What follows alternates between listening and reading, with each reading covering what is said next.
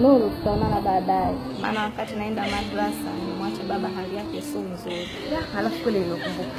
Acha mimi waishie hapo nyumbani. Sasa hivi nakuja tumfanyie dua basi. Basi inshallah. Haya, mawasiliano.